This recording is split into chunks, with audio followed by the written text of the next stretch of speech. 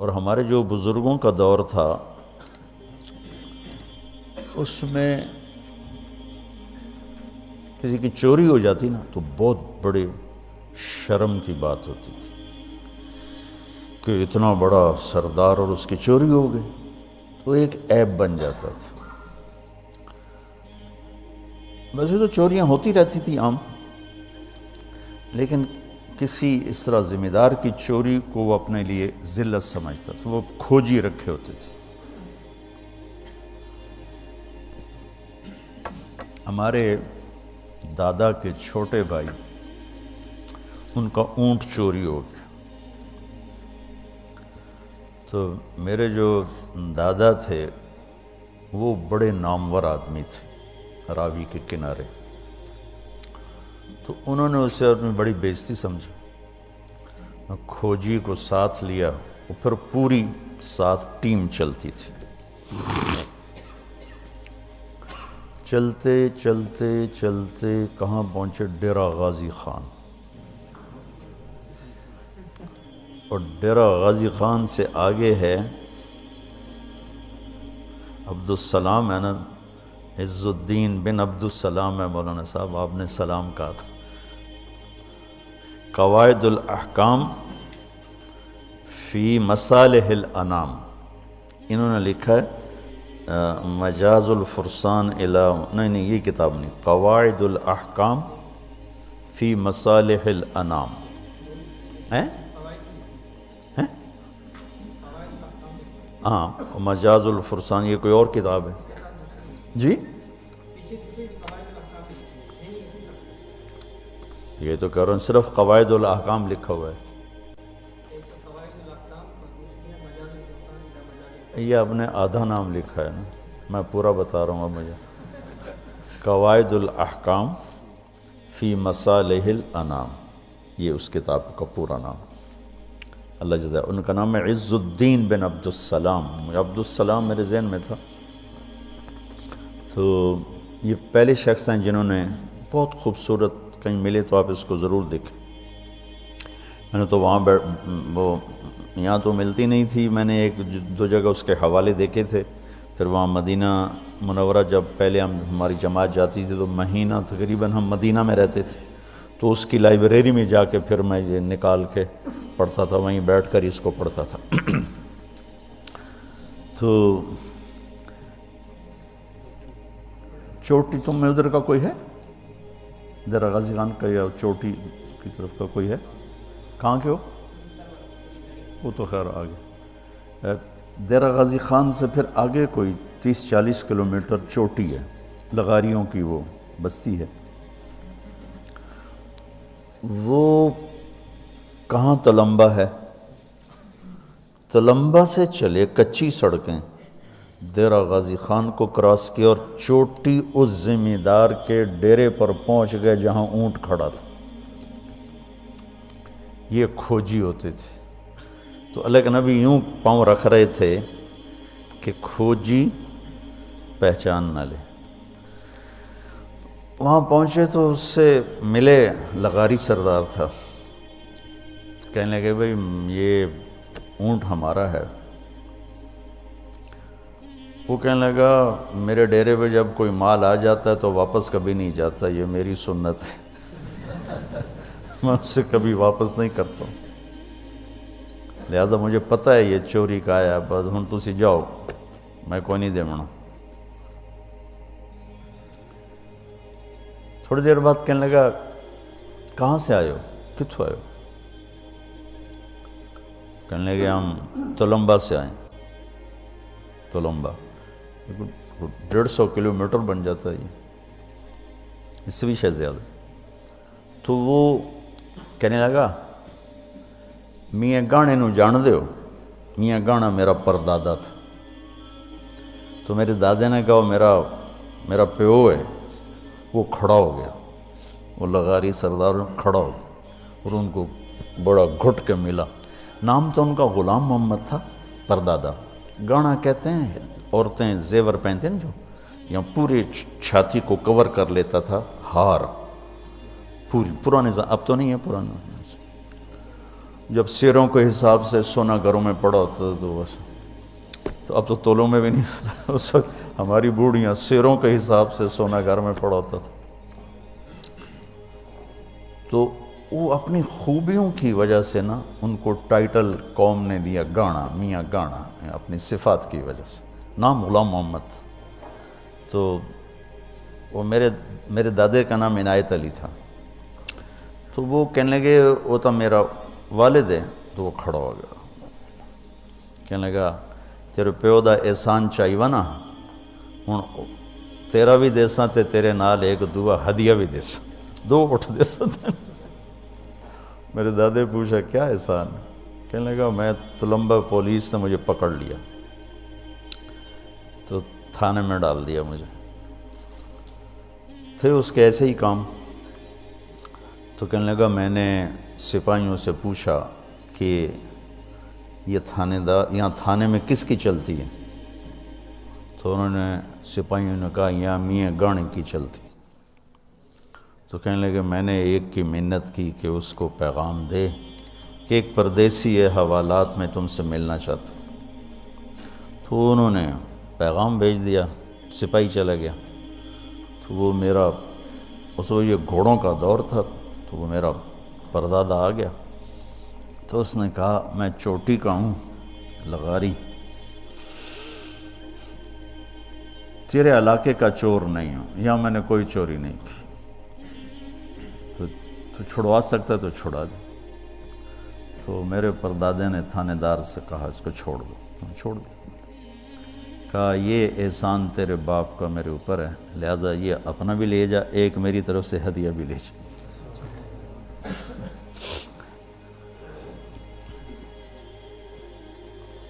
اپنے بچپن میں نے دیکھے کھوجی گاؤں میں رہتے تھے، ایک دفعہ یوں پاؤں دیکھتے تھے بس پھر اس کو لے کے اب پکی سڑک آ جاتی ہے تو ختم ہو جائے۔ تو یہ کوئی مکہ سے غار سور 3 میل، تو آپ ایسے جا رہے تھے ایسے۔ ابوبکر کبھی آپ کے آگے چلتے کبھی پیچھے چلتے، کبھی آگے چلتے کبھی پیچھے چلتے۔ تو آپ نے پوچھا یہ کیا کرتے؟ کبھی آگے کبھی پیچھے۔ تو کہنے لگے اخاف الرصد فامشی امامک، اخاف الطلب فامشی خلفک۔ جب مجھے یہ خیال آتا ہے کہ کوئی آگے چھپا ہوا حملہ آور حملہ نہ کر دے دشمن تو میں آگے ہو جاتا ہوں، جب مجھے خیال آتا ہے پیچھے سے کوئی پہنچ نہ جائے تو میں پیچھے ہو جاتا ہوں، اس طرح۔ تو آپ نے بہت شکریہ ادا کیا ان کا۔ جب پہاڑ پہ چڑھنے کا وقت آیا تو آپ کی انگلیاں زخمی ہو گئی تھیں ایسے چلتے چلتے۔ کس قدر نبی اسباب کی رعایت کر رہے ہیں، اسباب کی رعایت کتنی ضروری ہے۔ اللہ سے ہوتا ہے، اللہ کے غیر سے نہیں ہوتا، 100% سچ ہے، لیکن اس کا محل بہت غلط استعمال ہو رہا ہے۔ تو ابوبکر نے آپ کو کندھے پہ بٹھایا اپنی کمر پہ، اور غار جبل سور ایسے سیدھا پہاڑ ہے ایسے، میری آج تک ہمت نہیں ہوئی چڑھنے کی، حالانکہ کتنے سالوں سے اللہ لے جا رہا۔ تو آپ کو اپنے کمر پہ بٹھا کے اوپر پورا پہاڑ اوپر چڑھے، پھر آپ کو باہر کھڑا کر دے گا، آپ اندر نہیں جائیں گے، خود اندر گئے، ایسے اس کو ٹٹول کے جتنے سوراخ تھے پتھروں سے بند کر دیے، سوراخ باقی بچ گئے۔ تو اپنی پگڑی اتاری، پھاڑ کے سوراخ بند کی، پھر سوراخ باقی تھے، کرتا اتارا اور پھاڑ کے سوراخ بند کیے، ایک باقی رہ گیا جس میں وہ سانپ تھا۔ علماء نے لکھا ہے کہ وہ سانپ جو ڈس رہا تھا، ایک تو سانپ اپنی فطرت سے ڈستا ہے نا، علماء نے لکھا وہ اس لیے ڈس رہا تھا کہ وہ راستہ مانگ رہا تھا دیدار نبوت کے لیے۔ یہ کئی علماء نے یہ لکھا ہے کہ وہ اپنی فطرت سے نہیں، احتجاج کر رہا تھا کہ میں نے راہ دے، میں بھی دیدار کرا، میں بھی دیکھنا چاہتا ہوں۔ یہ تھا۔ تو کہا یا رسول اللہ آئیے۔ جب آپ اندر تشریف لائے تو اندھیرا تھا، پتہ نہیں چلا، تھوڑی سی روشنی ہوئی تو دیکھا ابوبکر کا نہ کرتا تھا نہ عمامہ۔ تو آپ نے پوچھا تیرا کرتا کدھر ہے، تیری پگڑی کدھر ہے؟ تو انہوں نے اشارہ کیا کہ یہ سارے سوراخ تھے۔ تو اللہ کے نبی کی آنکھیں چھلک پڑیں اور آپ نے ایک دم بے ساختہ کہا یا اللہ میں ابو بکر سے راضی ہوں، تو بھی اس سے راضی ہو جا اور اسے جنت میں میرا ساتھی بنا دے۔ تو اسی وقت جبریل اترے اور آ کر کہا یا رسول اللہ، اللہ تعالیٰ خوشخبری دے رہے ہیں کہ وہ آپ کے ساتھی سے راضی ہو چکے ہیں اور جنت میں یہ آپ کے ساتھی بھی ہیں۔ یہ خوشخبری ہے کہ یہ جنت میں آپ کے ساتھی ہیں۔ تو انہوں نے قریش نے کھوجی بلا لیا، تو انہوں نے وہ انگلیاں پکڑ لیں اور ان انگلیوں پہ چلتے چلتے چلتے جبل سور پہنچا دیا۔ تو اللہ نے ان کے آنے سے پہلے، غار کا دہانہ بڑا ہے، ایک بیل ہو گیا، اس کے بیچ میں مکڑیوں نے جالے پھیلا دی، ایک کبوتری نے تن کے رکھ کے انڈے دے دی۔ تو ان کے جانے سے پہلے دو کام ہو چکے تھے۔ تو وہ کھوجی کیسا، حالانکہ پہاڑ پہ تو کچی زمین پہ تو پورا پاؤں لگتا ہے، پہاڑ پہ تو ایسے ایک آدھ کوئی نشانی پڑتا ہوگا، تو کیسا علم تھا، ان کو لا کر اس نے دروازے پہ کھڑا کر دیا، کہیے اس سے آگے کوئی نہیں۔ تو ابی بن خلف کہنے لگا تیرا دماغ خراب، یہ جالا محمد کی پیدائش سے بھی پہلے کا بنا ہوا ہے اور تو کہتا ہے ادھر گھس گئے، بے وقوف کہاں لے کے آ گیا؟ اب ابو بکر ڈر رہے تھے کہ یا رسول اللہ اب کیا ہوگا؟ تو آپ نے کہا ما ظنک باثنین اللہ ثالثہما، جن کا اللہ ساتھی ہو ان کو کیا پریشانی؟ تو امیہ بن خلف نے وہیں دروازے غار کے منہ پہ بیٹھ کے اندر منہ کر کے پیشاب کیا، اب دونوں سامنے بیٹھے تھے۔ تو آپ نے مسکراتے ہوئے فرمایا دیکھو اگر یہ ہمیں دیکھ سکتے تو یہ یہاں بیٹھ کے پیشاب کرتا؟ تو انہوں نے وہاں آرام سے وہاں پیشاب کیا، وہ سامنے بیٹھے تھے دونوں۔ اللہ نے بیچ میں پردہ ڈال دی۔ قرآن ابوبکر صدیق کے اندر کے جذبے کو بتاتا ہے، لا تحزن، لا تحزن۔ قوم موسیٰ جب سامنے پانی اور پیچھے فرعون، تو ان کے جذبات کی ترجمانی کرتا ہے اِنَّا لَمُدْرَكُونَ، اِنَّا لَمُدْرَكُونَ۔ 40 برس کی صحبت اٹھائی ہے دو نبیوں کی، ہارون اور موسیٰ۔ وہ کلیم اللہ ہیں، پہلے رسول کلیم اللہ،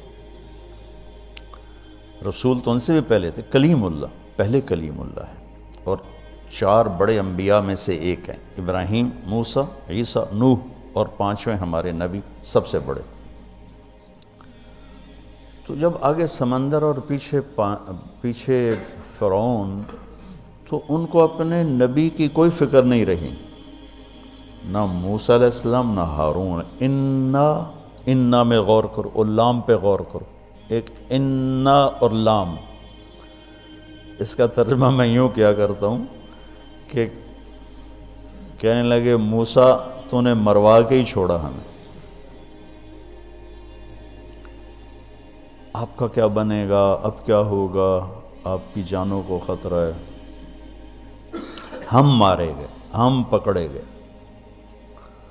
تو آگے موسیٰ علیہ السلام نے اتنی شدت سے کہا کلا۔ کلا کا ترجمہ میں یوں کیا کرتا ہوں کہ ہو تسی اسے لیک کہ یا تسی پانی ڈوب جاؤ یا تو فرعون لتر مارے، لیکن ان معی ربی، میرا رب میرے ساتھ ہے، مجھے بچائے گا تو میری تو فعل تم بھی بچو گے۔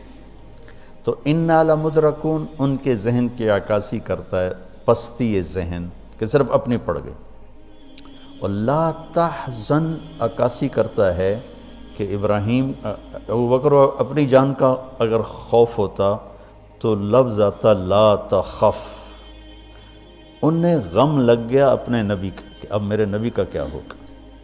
تو حزن اپنے لیے نہیں، اپنے دوسرے کے لیے، آپ کی اب آپ کا کیا بنا، اب میرے نبی کا کیا بنے گا؟ اس کیفیت کے لیے قرآن نے اس میں عظمت صدیق ہے، لا تحزن، کہ انہیں اپنا کوئی فکر نہیں تھا، انہیں فکر پڑ گیا نبی کی، تو انہوں نے کہا ان اللہ معنا، اور ان اللہ معنا صدیق کو بھی اپنے ساتھ لے لیا، تیرے میرے دونوں کے ساتھ اللہ ہے، فکر۔ موسیٰ علیہ السلام نے صرف اپنے آپ کو لیا ان کے اس جملے کی وجہ سے، ان معی رب، میرا رب میرے ساتھ۔ تو یہ یعنی اس امت اور اس امت کا فرق میں آپ کو بتا رہا ہوں کہ دونوں لفظ قرآن میں ہیں، سبحان، کیا کمال ہے۔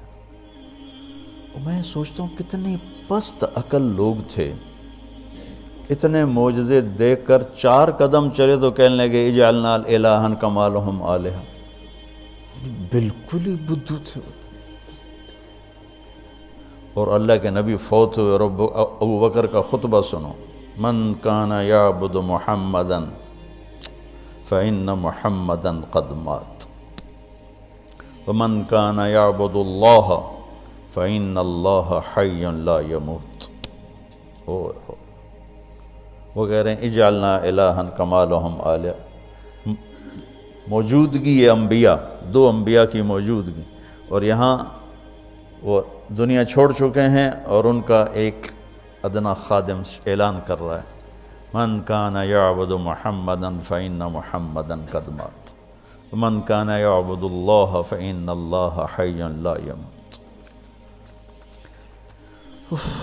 یہ پرچی یہیں رہنے دینا، کل اس پر تھوڑی بات کریں۔